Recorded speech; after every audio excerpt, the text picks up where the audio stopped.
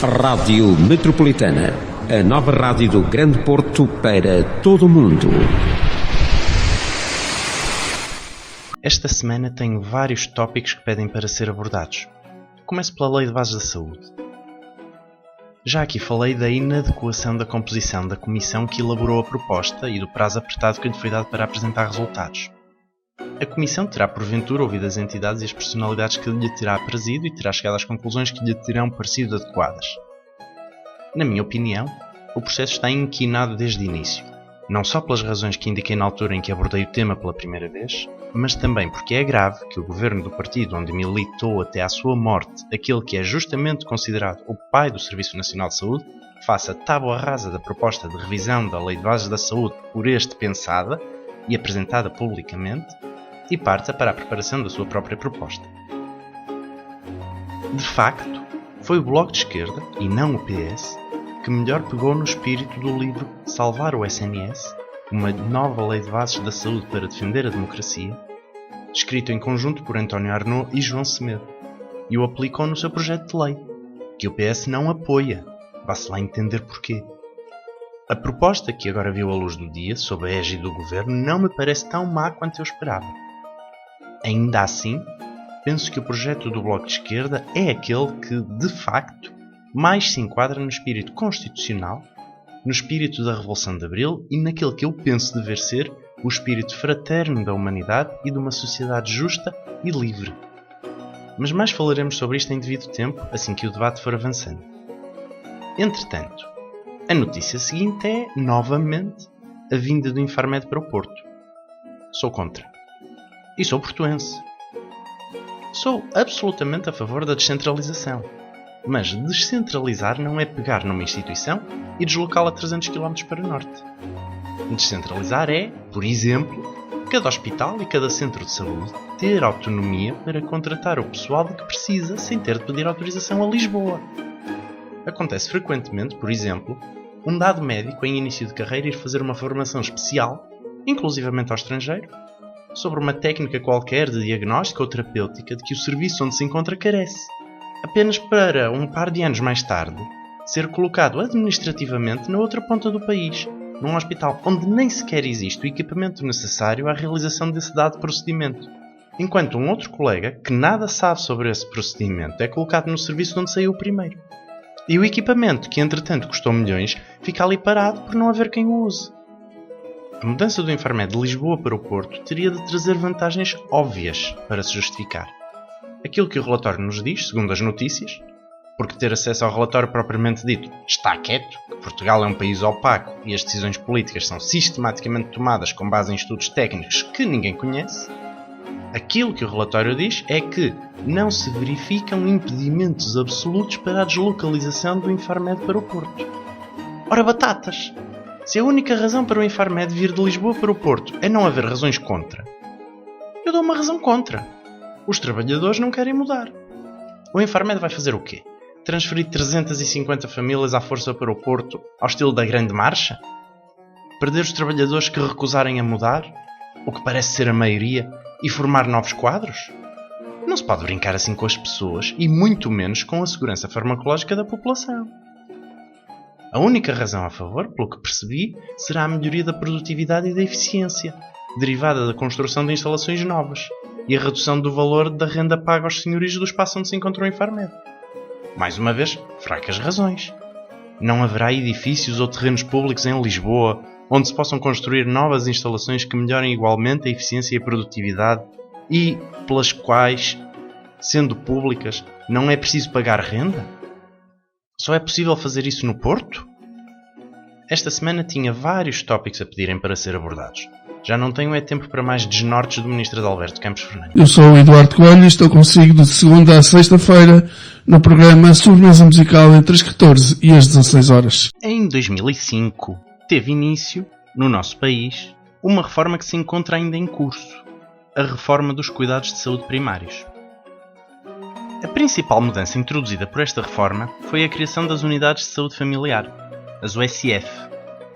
Estas unidades são uma espécie de privatização dentro do público, ou seja, em vez dos profissionais de saúde serem assalariados do Estado a trabalhar em instalações do Estado, sob as ordens diretas do Estado, passam a ser equipas constituídas voluntariamente, uma espécie de pequenas empresas, que continuam a trabalhar nas instalações do Estado, sem pagar renda, e às quais o Estado como que compra serviços. No caso, serviços médicos e de enfermagem, que são prestados a um conjunto de pessoas inscritas nessa unidade, os utentes. A filosofia subjacente é a da nova gestão pública, um mantra que nos foi vendido pela Sra. Thatcher e que está longe de ser mais do que uma ideologia imposta como inevitabilidade. Mais de 10 anos depois, a reforma dos cuidados de saúde primários continua em curso. As primeiras USF foram criadas em 2006 e algumas passaram a receber incentivos. Às USF que recebem incentivos, chama-se USF Modelo B. Às restantes, USF Modelo A. E, aos serviços que mantiveram o esquema de funcionamento anterior, agora chama-se-lhes UCSP, Unidades de Cuidados de Saúde Personalizados. No que consistem estes incentivos? De forma muito sucinta, o pagamento deixa de ser um salário e passa a ser um pagamento em função do número de utentes inscritos em cada unidade e da contratação de serviços. Os profissionais das unidades que atingem os objetivos contratados com o Estado, que agora é o cliente, recebem um extra no salário. Até aqui, tudo bem. Mas há uma objeção muito legítima a este esquema remuneratório, que é a seguinte: nem todos os utentes são iguais. Uns são mais velhos, mais doentes, têm maiores fatores de risco para a saúde, etc., do que outros. Se os utentes são diferentes, não é justo remunerar simplesmente por cabeça, porque certas cabeças dão mais trabalho do que outras. Para resolver este problema, criou-se o conceito de unidade ponderada, que não é mais do que um valor atribuído a cada utente inscrito em função da sua idade e das doenças que tem, usando isso como estimativa do trabalho real que aquele utente representa para a unidade onde está inscrito. Vem isto tudo a propósito do estudo publicado no sítio do SNS em janeiro deste ano, mas que só agora chegou ao meu conhecimento, que concluiu que o SNS pouparia um pouco mais de 100 milhões de euros se todas as unidades de cuidados de saúde personalizados, a organização antiga, fossem convertidas em USF Modelo B. A ideia do estudo é muito simples. Dividindo o custo anual com o USF Modelo B pelo número total de utentes inscritos em unidades deste tipo e fazendo o mesmo para as UCSP, tem-se que cada utente inscrito custa 265 euros por ano nas USF e 292 euros por ano nas UCSP, mais 27 euros por ano por utente, ou seja, um custo 10% superior. Então, por que não se convertem todos os cuidados de saúde primários em USF Modelo B? É o que está a acontecer. De 69 USF Modelo B existentes em 2008, passamos para 234 em 2017 e continua a crescer. Então, qual é o problema? O problema é que o estudo comete aquele erro básico de que falamos há pouco. Os utentes não são todos iguais e não temos garantia de que os utentes que frequentam as UCSP sejam iguais, em termos de necessidades de saúde, aos utentes das USF. De facto, os utentes das UCSP são, em média, mais velhos do que os das USF. Um quarto dos utentes inscritos em UCSP tem 65 ou mais anos, contra um quinto no caso das USF Modelo B. E 12% são crianças com menos de 15 anos, nas UCSP, contra 14% nas USF. E sabemos que a idade pesa imenso no estado de saúde. Para que não restem dúvidas, voltemos às unidades ponderadas. Em média, um utente inscrito numa UCSP representa 1,34 unidades ponderadas, enquanto um utente inscrito numa USF Modelo B representa 1,28 unidades ponderadas. Curiosamente, isto representa uma diferença de 4,6%. Se houvesse uma repercussão direta no custo, quase metade dos 27 euros por utente que as UCSP custam a mais estariam aqui. Uma regra básica da estatística é que só se pode comparar o que é comparável. Não o fazer é querer atirar areia para os olhos das pessoas. Eu sou o Eduardo Coelho e estou consigo de segunda a sexta-feira no programa Sobremesa Musical entre as 14 e as 16 horas. Ainda não tinha tido oportunidade de abordar a questão dos concursos para colocação de médicos especialistas no Serviço Nacional de Saúde. Aquilo que se passou este ano foi uma pouca vergonha. É absolutamente inadmissível que pessoas que acabaram a sua formação fiquem praticamente um ano à espera de serem colocadas. Quer dizer, é inadmissível tendo em conta a penúria de médicos no Serviço Nacional de Saúde. Se houvesse médicos a mais, ou pelo menos em número suficiente, seria só parvo pagar a sua formação, tanto universitária como a especialização, com dinheiro dos contribuintes, para depois não os aproveitar no serviço público. Mas, como, ainda por cima, continua a haver centenas de milhares de portugueses sem médico de família e hospitais onde é preciso esperar anos por uma consulta, é mais do que parvo. É criminoso. Vamos lá à história como deve ser. Todos os anos, há 2 épocas de avaliação dos médicos que terminam a sua formação especializada. Uma em março-abril, a outra em setembro-outubro. O ano passado não foi exceção e sabemos que terminaram uma especialidade hospitalar 705 médicos. Além destes, completaram a especialidade de Medicina Geral Familiar outros 365 médicos e a especialidade de Saúde Pública 20 médicos. Contas por alto, isto significa que se perderam uns 100 médicos durante o período de formação específica, comparando com o número de médicos recém-licenciados que entraram no internato médico e deveriam ter agora concluído a especialidade. Não é um assunto de que se fale muito, mas eu confesso que sinto alguma curiosidade em saber se desistiram de ter uma especialidade e foram trabalhar como clínicos gerais, provavelmente como tarefeiros em serviços de urgência e afins, se mudaram de especialidade, se migraram, se atrasaram ao longo do percurso ou se desistiram completamente da profissão. De qualquer forma, a questão fundamental é esta. Formaram-se 705 especialistas hospitalares e 365 médicos de família e abriram, respectivamente, menos de 500 vagas para os primeiros e pouco mais de 100 para os segundos. Os únicos que não se podem queixar, pelo menos neste domínio, são os de saúde pública, que viram abrir mais vagas do que o número de recém-especialistas nessa área. O escândalo continuou, no caso dos especialistas hospitalares. Mesmo as 500 vagas não foram totalmente preenchidas. Houve apenas 400 candidatos. O que aconteceu a quase metade dos médicos que concluíram a especialidade em 2017? O Ministério da Saúde diz que muitos dos 700 especialistas já tinham sido contratados diretamente pelos hospitais e, portanto, não entraram agora neste concurso. A ser assim, é muito grave. Eu sou absolutamente a favor da descentralização. Mas, como disse recentemente, descentralizar é cada hospital e cada centro de saúde ter autonomia para contratar o pessoal de que precisa, sem ter de pedir autorização a Lisboa. Portanto, houve umas centenas de médicos recém-especialistas que foram contratados diretamente pelos hospitais. Eu deveria ficar contente e não criticar, certo? Sim, mas também sou muito a favor da transparência. Ora, esta forma de contratação, em que uns são contratados diretamente pelos hospitais, com contratos individuais de trabalho, e outros são contratados coletivamente, com contrato de trabalho em funções públicas, além de gerar desigualdade injustificadamente e enfraquecer a luta sindical, é muito pouco transparente e contribui, a longo prazo, para a erosão da carreira médica, que é um dos esteios do Serviço Nacional de Saúde. Mas, pior, tenho para mim que uma grande parte destes recém-especialistas não foi contratada diretamente pelos hospitais. Foram antes engrossar a estatística da imigração médica.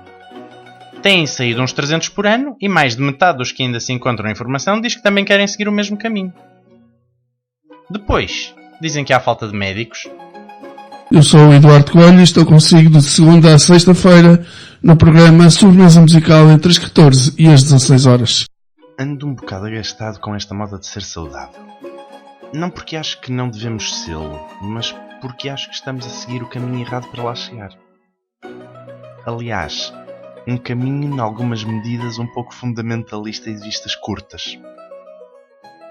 Aqui há uns tempos, a propósito de uma minha ida ao Burger King, eu disse uma grande verdade que parece esquecida ultimamente. Com conta, peso e medida, pode-se comer de tudo, incluindo comida rápida e todos aqueles pequenos prazeres golosos que tanto mal fazem. Um exemplo de medida acertada é o imposto sobre o açúcar. Além de aumentar a receita do Estado, que tanto precisa, levou a uma redução do consumo de açúcar entre os portugueses em mais de 5.000 toneladas num ano. Ninguém se sentiu atingido pessoalmente, não foi preciso introduzir proibições nem ser coercivo. Simplesmente, alterou-se a balança económica a favor de menos açúcar nas bebidas. Já o oposto disto é o despacho que proíbe a venda de produtos considerados não saudáveis em hospitais e centros de saúde. Este tipo de medida é totalitária e, em certa medida, infantilizadora do povo. Mas sobre isso já me pronunciei 2 vezes neste espaço e não voltarei a fazê-lo hoje. Pelo contrário, hoje vou comentar a moda das reuniões saudáveis. A Organização Mundial da Saúde lançou um documento onde define alimentos saudáveis que podem ser servidos no intervalo das reuniões, dos congressos, das conferências e dos demais encontros de trabalho, e alimentos que devem ser evitados. Incluem uma secção até para comemorar aniversários no local de trabalho, onde sugerem espetadas de fruta e saladas. Ora bem, no meu dia-a-dia faço uma alimentação saudável, variada e equilibrada. Não me empanturro de doces, nem bebo os tais refrigerantes carregados de açúcar, que a lei do açúcar está a combater com sucesso. Recomendo vivamente o mesmo tipo de atitude ao ouvinte. Mas, repito, com conta, peso e medida, pode-se comer de tudo. Então, não é justo que, nos eventos especiais, um congresso anual ou uma celebração de aniversário ocasional, não é justo que possa comer uma fatia de bolo de aniversário ou uma miniatura de bola de Berlim com creme, já que não o faço no dia-a-dia? É que senão, mais me vale começar a fazer do meu cotidiano um regabof de doçaria para depois ir pôr-me na linha nesse tipo de eventos. Enquanto andamos ocupados com este tipo de estratégias de enfeite, que têm impacto relativamente reduzido e apenas mascaram a ausência de uma real política de promoção da saúde. Porque no Burger King, os refrigerantes são péssimos para a saúde, continuam mais baratos do que a água. O Brexit continua a avançar, aos solavancos, mas continua a avançar, com as implicações para a saúde britânica e europeia que também já discuti aqui. A pobreza continua a não ser verdadeiramente combatida, e a desigualdade económica e de género continuam a ser enormes causas de doença. A precariedade também prevalece, e com ela, a diabetes.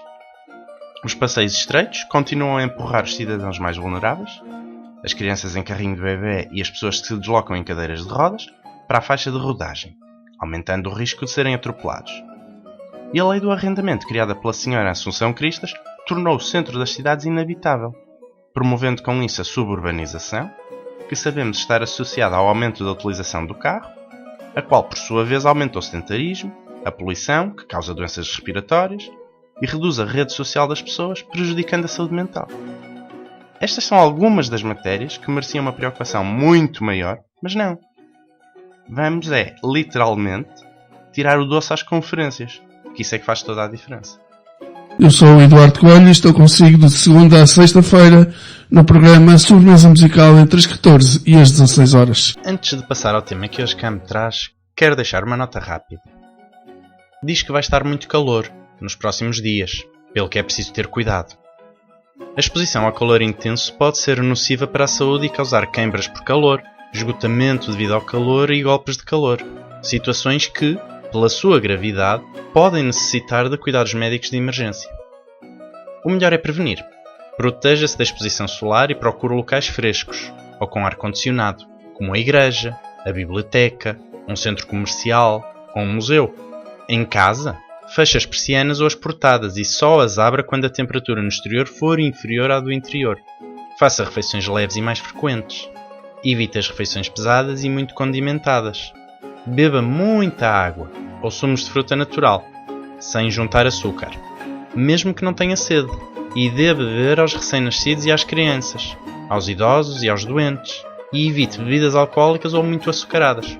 Use roupa larga, leve e fresca, de preferência de algodão, e, ao andar ao ar livre, use chapéu de abas largas e óculos de sol dos bons.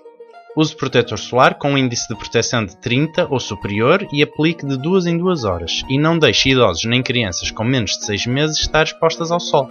Evite permanecer dentro do carro, exposto ao sol, nem deixe crianças, doentes, idosos ou animais dentro do carro ao sol. Diminua os esforços físicos e repouse frequentemente em locais à sombra, frescos e arejados. Então, o tema de hoje é o glúten. Está na moda comer coisas sem glúten. Contudo, o glúten só faz mal a 1% da população que sofre de doença celíaca. Para todos os outros, deixar de comer glúten bem não faz e pode até fazer mal.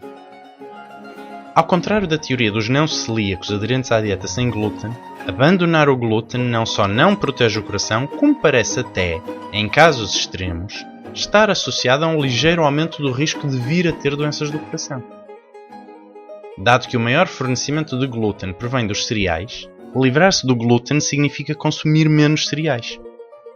Como os cereais têm nutrientes importantes, quem faz dietas sem glúten acaba a ter déficits nutricionais, a começar pelas fibras, que protegem do cancro do cólon e das doenças cardiovasculares, e a continuar pelas vitaminas e os sais minerais. Os fabricantes compensam habitualmente a retirada do glúten com a adição de sal e gordura. O resultado é a dieta sem glúten fazer engordar. Junte-se a menor ingestão de fibras, que protege da diabetes, e está o caminho aberto para a doença. Os consumidores de produtos sem glúten têm maiores concentrações de arsénio, que chega a atingir níveis tóxicos, e de outros metais pesados, provavelmente porque consomem mais arroz e frutos do mar. A dieta sem glúten, além de fazer pior a pessoas saudáveis, é mais cara. Os alimentos sem glúten chegam a custar 3 a 4 vezes mais do que os equivalentes com glúten. Se quiser mesmo fazer uma alimentação saudável, esqueça as modernices da televisão e concentre-se antes nas frutas, nos vegetais, nos cereais integrais, nas fibras e nos alimentos não processados. Metropolitana, a rádio feita a pensar em si.